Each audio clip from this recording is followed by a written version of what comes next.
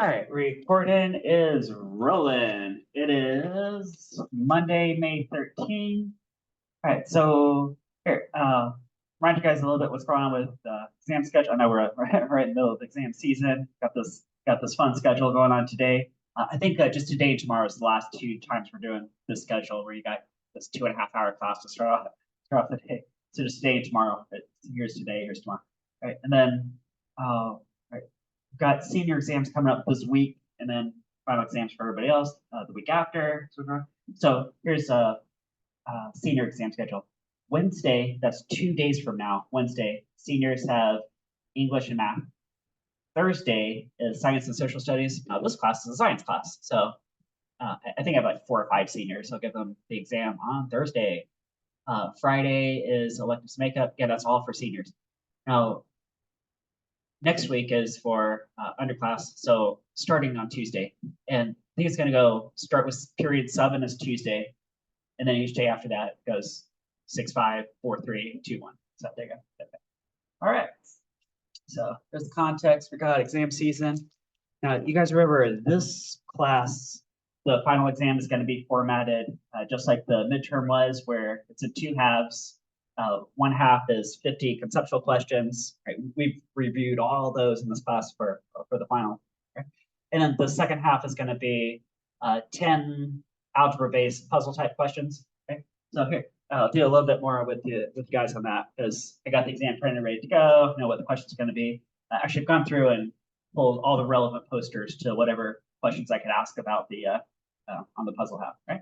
Right, so here, throw in scientific method just for funsies. There's not a direct question about that, but this is good to know, right? So ever since Age of Enlightenment, a few hundred years ago, this is kind of like modern society's think, right? We think in this process. Right? Yeah. Right, I have an algebra problem for you guys. Are you guys ready to solve an algebra problem? Algebra problem, right? Because half of this exam is going to be algebra based. Even the conceptual questions, there's a little bit of very basic algebra, right? But I could hand you guys any number of equations. You guys see some posters hanging around my room. They're the same ones we're about to go through in the stack right here in front of me. Okay? And say if an equation has like 4 variables, I could give you 3 and ask you to solve for the other one, and you would use algebra to do that. So let's see if you guys can do this here. Can you guys solve for x? What is x equal to if you get x?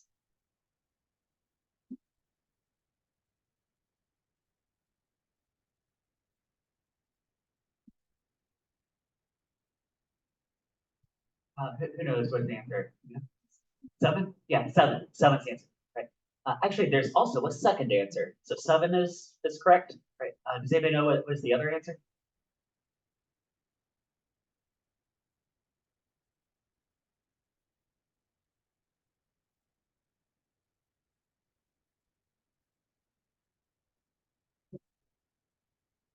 All right, so let's go this. Right. So got a bunch of operations set up. Okay, so we're trying to solve for that x right there. This what's the very first step we're going to do to both sides? Take the square root, right? You guys see square root? Right. Now here's where it's going to split into 2 different problems. Because guys, what is the square root of 4? It's 2, but also -2 could be also, right?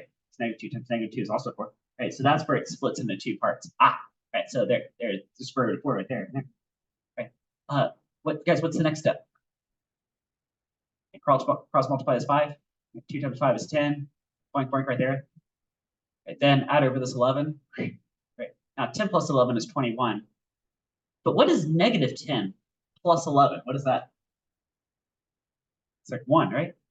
So we got that and that. Right. And very last step is to do what both sides? Divide by 3.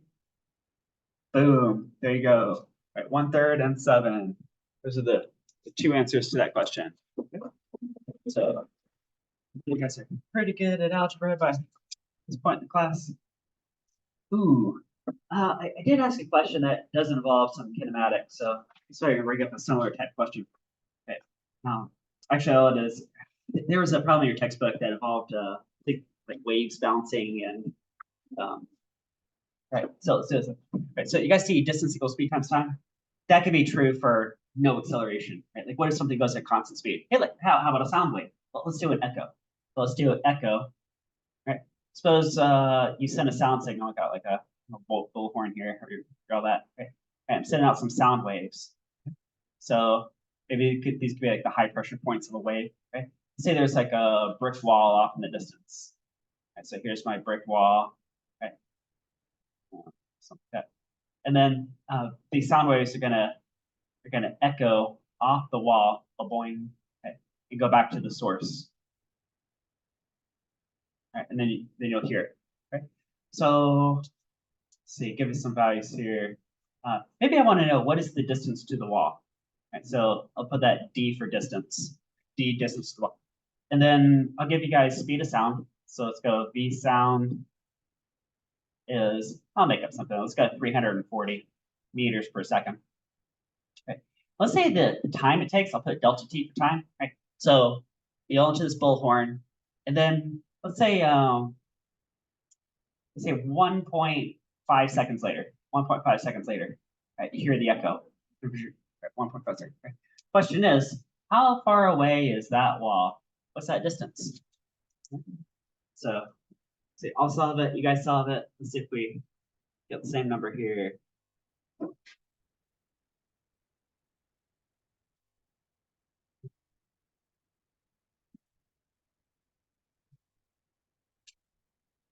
right, who can tell me how far away is the wall? Here, start walking through this with you guys. Okay, so and you can kind of play off this one, just the distance equals speed times time. We're gonna say the sound's not speeding up or slowing down, so I'm gonna drop this part. Right now, that x, that could be the full round trip. If I'm talking about 1.5 seconds, it takes 1.5 seconds to go full round trip. Isn't that true? Right.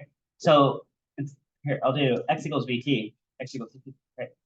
But in the place of the x, isn't that kind of like d plus another d has to go to the wall and also back? So isn't this right here kind of like 2d? Isn't that right? Right. And then speed of sound, we're using 340 meters per second. And the time, again, for the full round trip is 1.5 seconds. So that can correspond to that. Boom, boom. Okay. So, oh, I just got to divide both sides by this coefficient too. So now let's kind of isolate this d. So 340 times 1.5 divided by 2. Distance equals, I'm getting 255 meters. Woo! That's pretty good. What's that about? Like 2.5 football fields about? Somewhere thereabouts. Off in the distance. And so you have to solve for an echo. See that? All right, see what else we got lined up here. Ooh, we did some materials. You guys remember stress and strain? So review on this. Say you got maybe a column over here. Maybe this is concrete, maybe it's steel. It's some material, right? And I can put a force on it. Now, this poster, I'm showing a tensile force, like I'm stretching it. I bet it could be compressive and get a really similar looking graph. Okay, do, okay? But some force acting on this cross-sectional area, well, that's called a stress, force over area. Back in semester 1, we called that pressure, right? And now for materials, we're calling that a stress. Could be same idea, right? Force per unit area. Now, when you put that stress on that object, it's going to cause it to elongate. Well, right? If it's a tensile stress, it's going to stretch longer, right? If it's compressive stress, then it'll get shorter.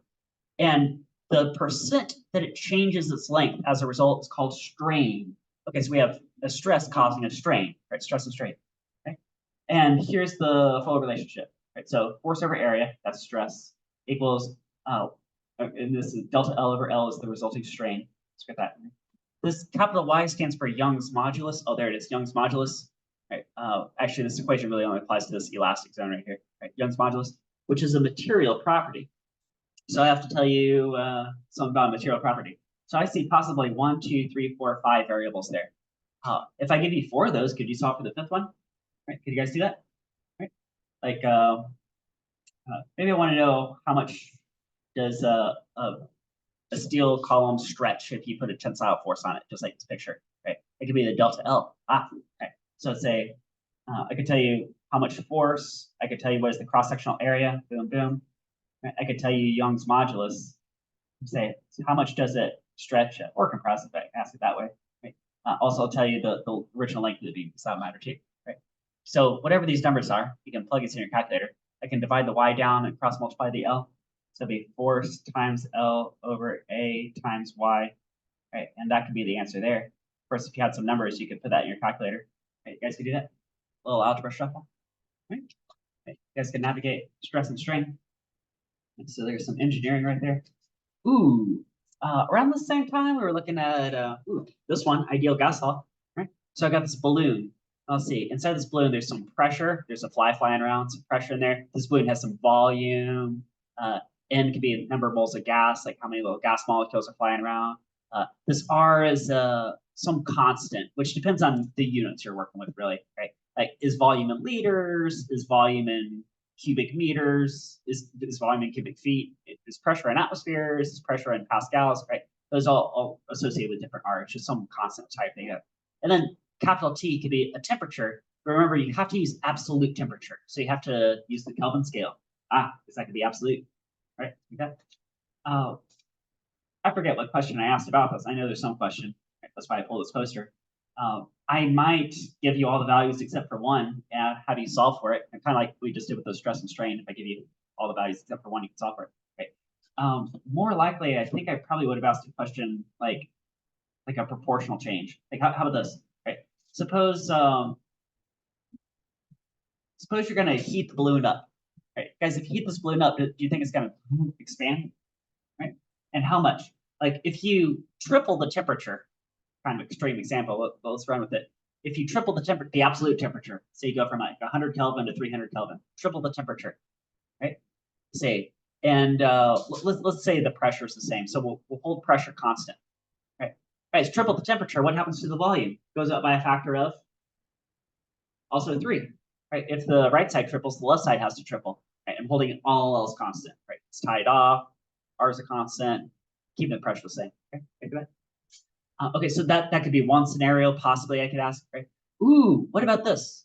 What if we hold the temperature the same and I start pressing on the sides of the balloon? Guys, if I press on the sides of the balloon, isn't its volume getting smaller? But what's happening to the pressure at the same time? It's going up, it's increasing, right? So that's this relationship right here. Right? So I'm holding nR and T constant, right? So suppose I get to 1/3 of the original volume. I press it down so much it's to 1/3 of the original volume. The pressure just increased by a factor of what?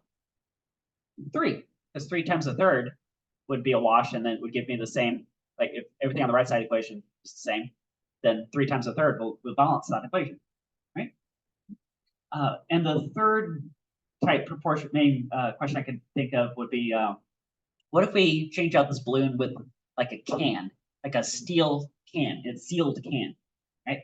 And the purpose of the can rather than the balloon would be a constant volume, okay? So it's okay if I lock that volume in place, right? Now I'm going to put this can over the stove and heat it up. Well, if I heat it up and the volume is constrained, the volume can't change it, I'm heating it up. What's happening to the pressure inside the can? It's also increasing, isn't it? Right? What if the temperature goes up by a factor of 3, like an absolute temperature, 100 Kelvin to 300 Kelvin, right? The pressure would also go up by a factor of 3. You guys see that? Right? That triples, that has to triple. Right? All else constant. You guys see that too? You guys can navigate ideal gas law? Right? You guys have any questions about any of these, then please do ask me too. Ooh, you guys remember doing pendulums? I think we did this in January. Harmonic motion we did. So see, how much time does it take to swing back and forth with this pendulum? Right? Got a string negligible mass, say theta is like less than 20 degrees or so. Right. So how much time does it take to swing back and forth? Right. So from the left to the right, back to the left again. 2 pi times the square root L over G. You guys did a lab and figured that out. Right. So let's do a bunch of questions. Guys, first of all, what if I triple this mass? Like what if I go from a little tiny mass to a big mass? Let's say I triple it. Guys, 3 times the mass. Does that affect the time period? Well, I don't see a place in the equation for that. So I think it'd be the exact same time. Right? I think it'd be the exact same time. You guys found that in your lab too, right? Same thing with this angle. If you back this from 5 degrees to 10 degrees from the vertical, it's not really going to change that. So that's all the same. All right. How about let's do a proportion question. Right? What if I have 9 times the length of a string? Right. So let's say I start with like a 10 centimeter string. Here's like 10 centimeters. And they do 9 times that, which would be 90 centimeters. That's almost a full meter stick. Right? Guys, if I do 9 times the length, That's how much times the time to swing back and forth. Well, if I throw a factor of 9 on that L, what's the square root of 9? That'd be 3, wouldn't it? So take 3 times the time. Okay. Or I could give you numerical values and have you solve for something. I could give you any 2 of these 3 variables and have you solve for it. Let's do a fun one. Let's say you're on some alien planet and you break out a pendulum, let it swing back and forth just like this, and you know how much time it takes and you know the length of the pendulum. Can you solve for the gravity field? Right. Let's say alien, so alien planet. Right. Say you break out this pendulum, swing, swing, swing, swing. Right. And the say the length of the pendulum, let's make something up. How about 0.50 meters? It's like half a meter stick long. And say the time it takes to swing back and forth is 1.2 seconds. Let's make up some crazy numbers. There we go. So you guys get that. Okay. Now, what is the gravity field of that planet? Well, solve this with you guys. Go T equals 2 pi times root L over G. So we got that. Okay. Solve for what is this gravity field, right? Okay. So let's say I'm gonna let's pop in the numbers first. Why not? Right. You can do variables first. You can do numbers first. Let's do numbers. So 1.2 seconds and 2 pi times square root. Got 0.50 meters. And I'm solving for what is this gravity field. Okay, let's get that. Let's see how we're doing here.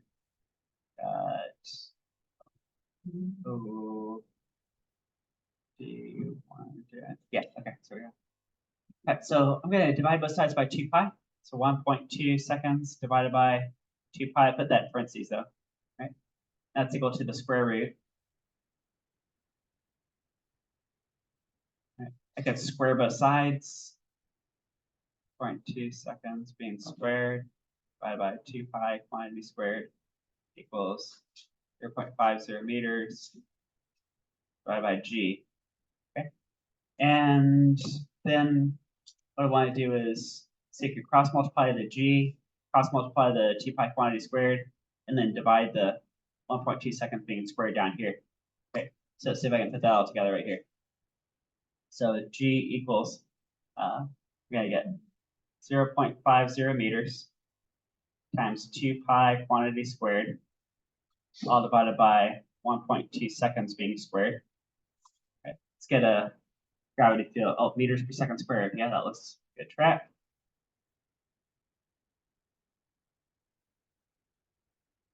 I'm getting, 13.7 meters per second squared.